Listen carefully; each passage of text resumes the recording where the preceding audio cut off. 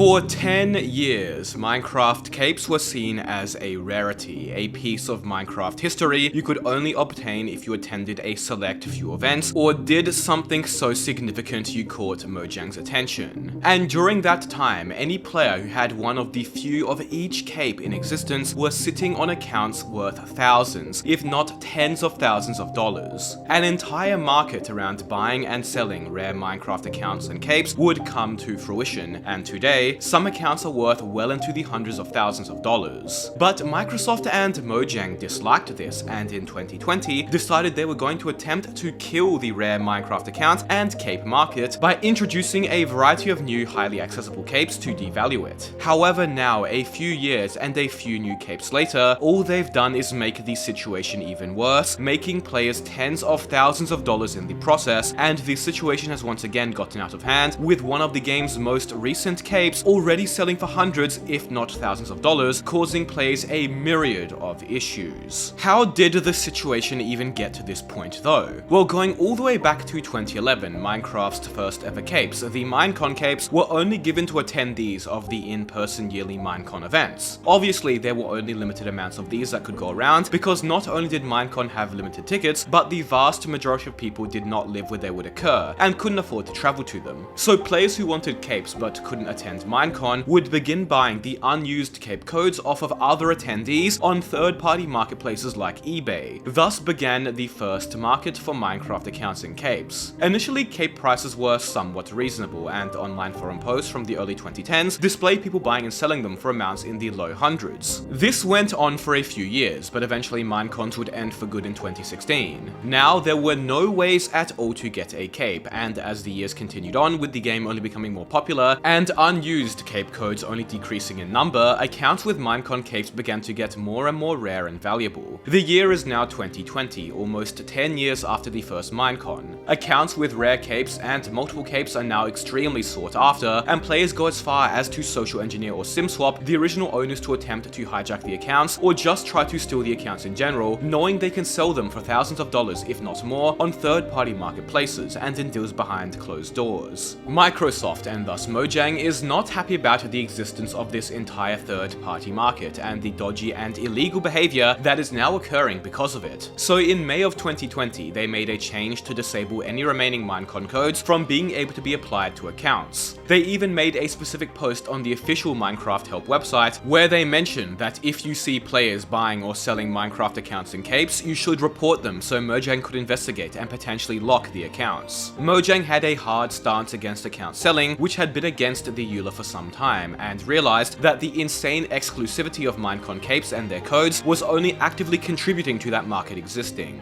There already had been multiple cases of high-end Minecraft accounts with rare capes, or even one-of-one capes, that were stolen and sold, of which Mojang's support would have to help the original creators recover. So clearly, they were aware that there was a big problem that was only going to continue to get worse. However, this change didn't really work. If anything, it only made accounts with Minecon capes even more valuable, as now they were even rarer and harder to obtain. But there was another big change on the horizon, a big change for the first time in the game's history. That change being your subscription status to my channel. Unlike getting rare Minecraft capes, which can set you back thousands of dollars, subscribing is entirely free and will only take you a few seconds. I would really appreciate it, no pressure of course. Later in 2020, after announcing the entire Microsoft account migration, of which caused a lot of drama and backlash, Microsoft and Mojang would also announce that for the first time in over 4 years, and for the first time ever in Minecraft's history, players from all across the globe would be able to freely earn a cape simply by migrating their Mojang accounts to a Microsoft one. This was the first time in the game's over a decade-long history that a cape, named the Migrator Cape, was widely accessible and free to obtain for anybody, which caused quite the uproar.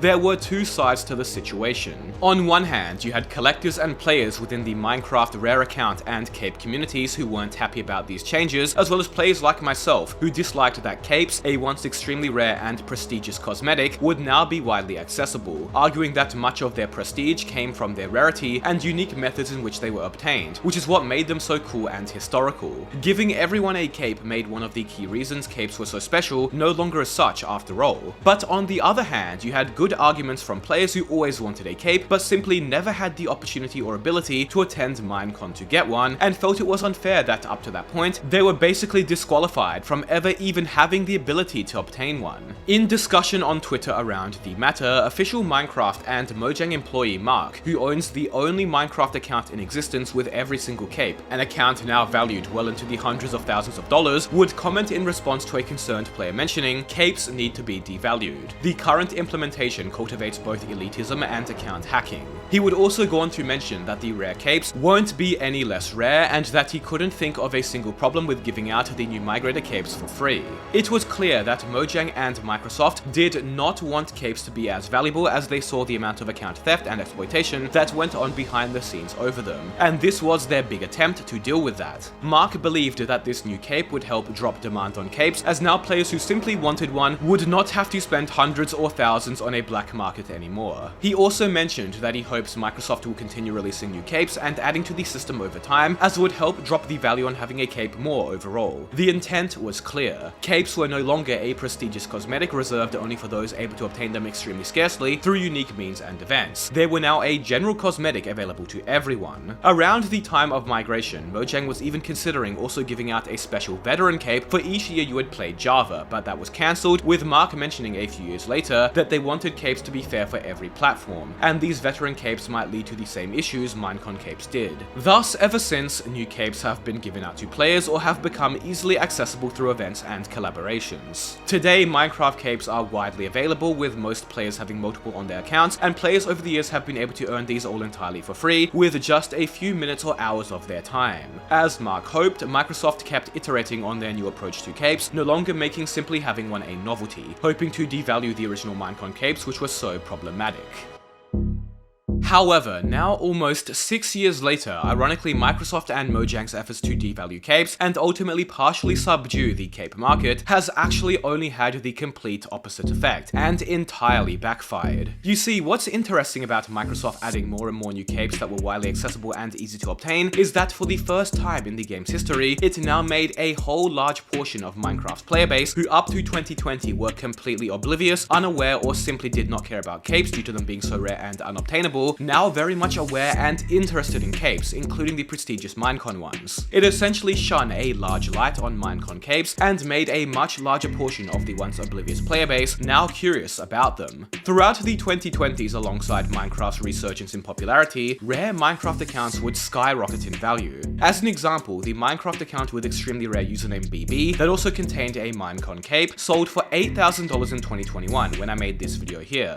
Now today, it is worth almost $500,000. And this is the case for many Minecraft accounts with rare capes and usernames, worth tens of thousands, if not hundreds of thousands of dollars today. Rare Minecraft accounts are worth more than they ever have been, and thus regardless of Mojang and Microsoft's attempts to devalue the market, the opposite has occurred. But that's not exactly their fault. It likely would have happened regardless, as rarer accounts got older and rarer with time. What is Mojang's fault though is the fact that their newer capes have only begun a new and bigger third-party black market for accounts and capes than ever before. Many of the capes that have been obtainable from events were only obtainable temporarily. For example, the followers TikTok cape that could be earned by redeeming a code you would get by watching a Minecraft livestream on TikTok 2 years ago, now has codes that sell for as high as $300 on third-party marketplaces. And this is a trend that's happening with other capes too, all of which are now being sold on third-party marketplaces for real money. Another example is the recent Minecraft Experience cape, which you could only get by attending an in-person Minecraft Experience event in a select few locations late last year, which is now selling for as high as $60 too, more than the ticket to attend the Experience event even cost. This just doesn't make sense. The entire point of Mojang making capes more accessible was to stop this entire market forming around them, yet they seem to be doing the exact same thing by making capes limited time and exclusive to in-person events once again. If anything, the market has only become more profitable because of it. I talked with a few Minecraft account and cape store owners who all tell me the same. They mentioned to me that the fact that Mojang has continued adding more capes over time has only continued to benefit them, and they now have sources and employees at events where Minecraft codes can be obtained that sell codes to them in bulk, multiple mentioning they have made over $10,000 already. Essentially, all the new cape additions have been great business for these third-party marketplaces, driving demand up significantly.